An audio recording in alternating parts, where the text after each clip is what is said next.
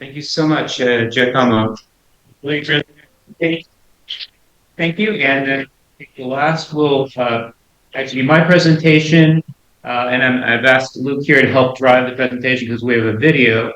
We're joined here from Kyiv, Ukraine, by my student Oleh Deineka. Oleh, say hello. He is a master's student currently at the Kyiv School of Economics in the program on urban studies and post-war reconstruction, where I teach. So the presentation today is entitled "Transitioning Ukraine's Army of Drone Operators to Civilian Freight Operations." So as we all know, drones have been absolutely essential in repelling the Russian invasion, particularly before the arrival of F-16s. They were incredibly important for holding back the Russian attack. They have destroyed thousands of tanks and armored vehicles, and they've also caused billion-dollar losses in Russian oil revenues, as well as sea drones, which are a new technology that have eliminated much of the Russian Black Sea fleet. But there's a significant question about what to do with this accumulation of skills and this accumulation of technology after the war ends. So beyond military utility, drone construction, drone distribution has been really essential to the psychological war, and it's almost become a nation-building project in Ukraine. So many people are involved in some form or fashion in volunteering, learning about how to assemble drones, learning how to distribute and find components. It's something that the entire nation has come together to try to do, and it's something that even older people, or people that would not be able to fight on the front line have been able to contribute to this overall war effort in many different ways. So there are a number of different types of drones that are currently being used. There are reconnaissance, intelligence gathering drones. These are, both fixed-wing tactical UAVs, and they're also quadcopter type small UAVs that are used. There are also a large number of strike and combat drones that are used, and so these would include first-person view, sometimes what are called kamikaze drones that have a specific target. That sometimes is by an individual operator and sometimes uses an AI function. There are also maritime drones like the ones that are shown in this image that are used for targeting Russian naval assets. There are also electronic warfare drones that are used for signal jamming and electronic countermeasures. And there are also land-based drones. These are sometimes these little tiny tanks, or sometimes like the things that we see in LA that are delivering food, but they're delivering other things in Ukraine. So a large variety, and of course we also have long-range attack drones that are being used that are able to hit way beyond the front line, to hit Russian military assets that are well within the interior of Russia. And before there was authorization to use Western-provided military technology on Russian territory, these are absolutely essential for breaking Russian supply lines. And some of them, again, look like small airplanes that are just pilotless, and they have the ability to penetrate hundreds of miles beyond the front line. So, Luke, could you start the video? I have a video here that Oleh has recorded that for some of the technology that is being, and some of the workforce issues about drones. Summary of post-war prospects for UAV operators in the Ukrainian armed forces. According to the Ministry of Digital Transformation of Ukraine, the number of military personnel serving as drone operators in the Ukrainian armed forces is currently about 20,000. The monthly salary of these servicemen is currently $1,000 more than the salary of an infantryman who receives 130,000 Ukrainian hryvnias per month. The salary of a drone operator in the armed forces of Ukraine is 170,000 Ukrainian hryvnias. This monthly salary, equivalent to 4,000 $250 is paid to an armed forces drone operator for 15 days of work. The length of a working day, or rather a working night, for such an operator is the same 8 hours as in the rear. Usually, the night shift starts around 8 p.m. and lasts until about 3 a.m. This data is provided to us by the infantrymen who serve and transport the drone operators to their duty stations. This transportation takes 1 more hour. In fact, for half a month's of work in the format of 8-hour work shift, an armed forces drone operator receives $1,000 more than an infantryman who works the whole month every day. However, the duties of UAV drone operator unofficially include assembling UAVs from components, as there have been numerous cases when military units received from the government not ready-made drones, but boxes with drone components packed in porcelain, boards, screws, axles and engines.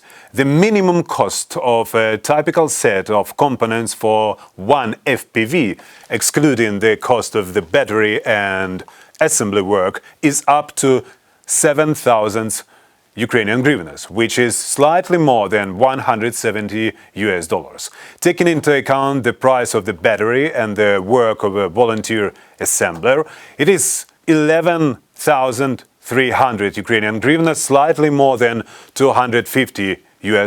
Thus, most FPVs supplied to the front line by volunteer funds are almost twice as cheap as those supplied under government contracts, at a price of 22,300 Ukrainian hryvnias, almost $550. Drone suppliers under government contracts explain the double makeup in terms of proximity to the world market and the need to hedge risks. For instance, such cases were recorded before the Ministry of Defense introduced codification of everything related to the UAVs in Ukraine a week before this new year. Since then, legally, no military unit can officially put into service a UAV that had not codified. However, in practice, massive cottage industry production of drones still remains the main supply channel for the armed forces of Ukraine, as government orders cover only a third of the armed forces drone needs. According to estimates by the technological forces of Ukraine, which includes more than 30 codified arms manufacturers for the armed forces of Ukraine, due to the lack of government contracts, despite the available production capacity, Ukrainian armed manufacturers did not produce above 1.5 million FPV drones, more than 70,000 attack drones, above 1,500 of long-range drones, and more than 8,000 electronic warfare systems. The total unused production capacity of companies in the last year was more than 60%. In general, the existing drone production capacity in Ukraine is currently sufficient to fulfill the plan announced by President Zelensky to produce 4 million drones for the armed forces of Ukraine in this year. According to manufacturers' forecasts, up to 3 million of UAVs can be produced by more than a dozen large manufacturers with monthly production volume of 20,000 units, which is a request for collaboration with the government's Brave One platform. The remaining 1 million UAVs can be equally produced by about 50 medium-sized manufacturing companies and almost 300 small-scale production facilities. These figures are confirmed by the latest statement of the Minister of Digital Transformation of Ukraine, Vice Prime Minister Mikhailo Fedorov. He said, "Right now, over 500 companies are working in Ukraine on drone manufacturing, with more than 240 developments codified." However, Among all the existing drone manufacturing facilities in Ukraine, there is no information about at least one full closed-circle production facility using purely Ukrainian components. Ukrainian producers are able to manufacture separately frames, propellers and receiver boards on a Chinese base but with Ukrainian firmware. The rest of the components come from China. Especially important are engines, cameras and control boards. According to the manufacturers, if China's already disloyal position towards Ukraine worsens and closes supplies, the components available in Ukraine will be enough for about 1 month with a half, maybe 2 months, or for production of 500,000 units. Although, as noted by manufacturers, Ukraine has the opportunity to organize the production of 100% of its own components and through this, as well as the opening the export of military technologies abroad, to prepare jobs for the current thousands of military drone operators in peacetime. Now the average level of salary in the civilian sector is almost 6 times less employment condition for 20,000 military drone operators of the armed forces of Ukraine, approximately 30,000 Ukrainian hryvnias, equivalent to $550. The state and private sectors will need their skills to perform a variety of tasks in the military, security and civilian sectors, but this will require support in the form of retraining and employment assistance program, as operators may need additional certification to work in the civilian sector. Although neither the Ministry of Transport of Ukraine nor the Ministry of Social Policy of Ukraine, as specialized government agencies, provide any information regarding the post-war employment of drone operators in the logistics, delivery and freight sectors. The organization of this process, according to the Deputy Minister of Transport of Ukraine, will be entrusted primarily to the Ukrainian state postal operator Ukrposhta. However, the main basic figure in such state support programs will undoubtedly be the largest postal operator Nova Pochta, which provided the first domestic flights of cargo drones and launched an extensive network of branches in Ukraine and 17 European countries. On April 8, both postal operators, private and government, also launched Ukraine's first inclusive financial banks, which will support the employment process for drone operators of Ukrainian armed forces, including Ukrainian veterans in Ukraine and 17 countries abroad. Thank you for your attention. Thank you, Oleh. And so this shows some of the challenges in transitioning this population, which has been working incredibly hard and has an incredible skill set to civilian use. So this is some of the material that Oleh already mentioned, so I won't need to go through it. This is a recent study that was done talking about some of the problems about scale economy, some of the problems with sourcing, again, the reliance on China. If we think about, and this is some of the material that Oleh already talked about how the postal operator in Poshta is going to potentially be a major employer for some of these folks after the war ends. So what are the peacetime military uses that we're thinking of? With Europe rearming, of course, there will be a substantial drones will be a substantial tool for both boosting Europe's force profile. So some of the peacetime uses will still be military in nature, border reconnaissance, inspecting key infrastructure, potentially substituting for some of the conventional multi-role fighters like F-35s, and there will likely emergence of permanent naval presence. Primary freight needs for drones in Ukraine, a lot of things that are similar to other markets. So last mile delivery, particularly due to the fact that a lot of the road network, rail net damage bridges, so that will enhance the need for drones in cargo delivery and for emergency supplies of small towns that have been isolated by wartime activity. and also demining would be an important service. Also, in agricultural services, of course, Ukraine has a massive agriculture sector, so monitoring crops, pest control, all of those could be potentially valuable. Identifying mines, delivery of supplies to remote farming operators. And then looking at production and maintenance of drones, there's a number of different ways in which the training could work. So there's a number of education and training programs that are currently have just started off. One that's notable is actually at my university, Kyiv School of Economics has just launched an MA program in unmanned aerial vehicles. So you can actually do this as a pre-program as a result of the war. But there's a need for security and training and protection from Russian sabotage and espionage, which complicates training.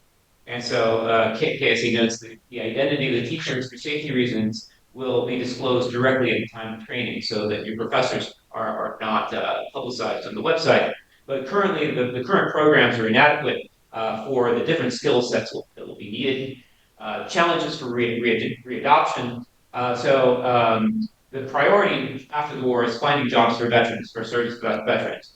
And that is an incredibly important goal. Drone operators have been almost exclusively on the front line, which means they've experienced disproportionate psychological trauma. And we're concerned that there may be a bias against hiring them for civilian roles for this reason. So we need to overcome that. For Ukraine, the other main difficulty is the sound of drones now has been conditioned so that the sound of any drone can be traumatic for Ukrainian civilians. So if there are going to be all these drones operating, you have to think about the negative aspect that that could have if it's reminding folks of the wartime. Another challenge is, of course, we're talking about retraining. Well, AI is taking over a lot of the drone functions, and so what will be the future role of a drone operator versus what it is today? And so, in conclusion, we need to accelerate the technology adaptation in the civil sector in line with training programs. So I will go ahead and stop there, and Oleh is here as well. And do we have any questions for either myself or Oleh?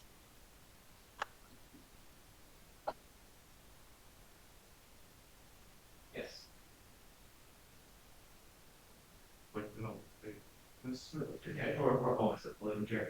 Масечка, я прямо сейчас включаюсь в Лос-Анджелес. Секунду. For your support for Ukraine and recall this topic here.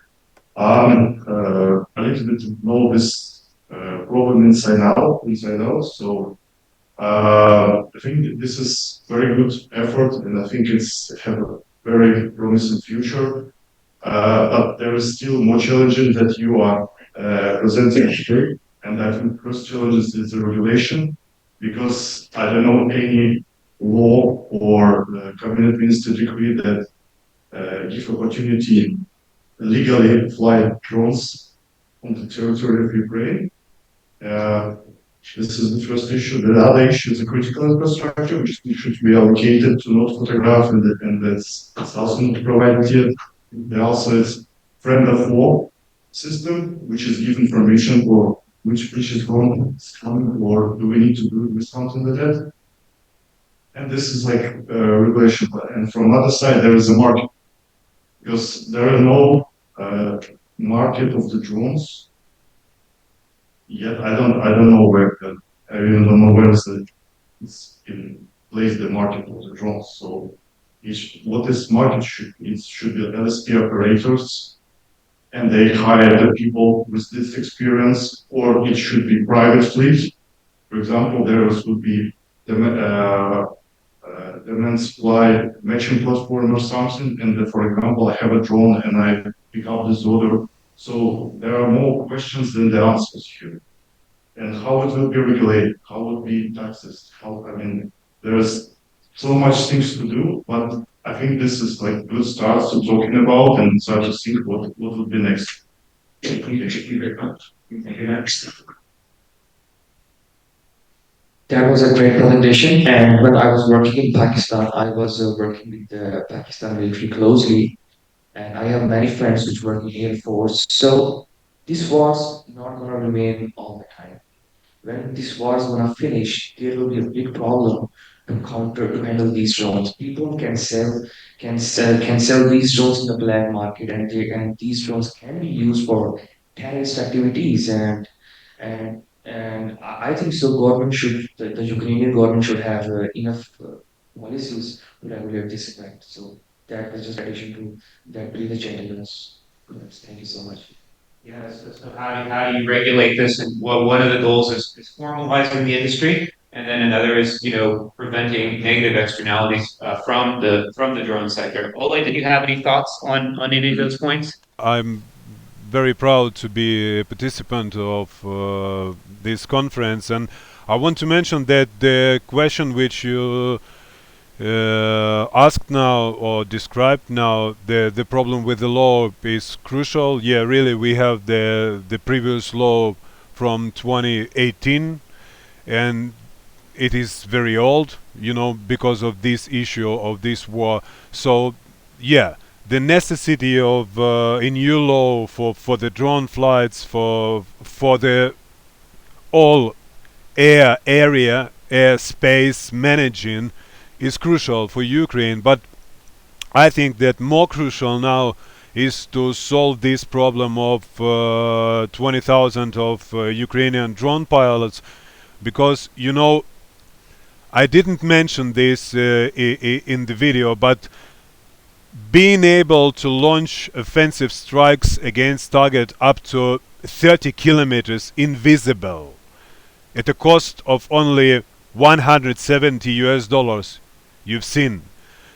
They pose a significant dangers for our country if this category is not further socialized in Ukraine. On the other hand, they have unique experience, professional experience tested on the front line, and I think this experience not just in operating UAV but also in reducing of cost of air vehicles, so and also in adapting them to different needs, different various types of cargo, and further as well as improving the different devices and their vision of developing the UAV industry, I think can be useful for world labor force, for world market. They could enrich the labor markets of Europe, of the United States, of the South Korea, this issue of the Taiwan, for example, and not only with their workforce but also with the innovations, with the development of the drone industry, especially in urban area, in emergency and delivery.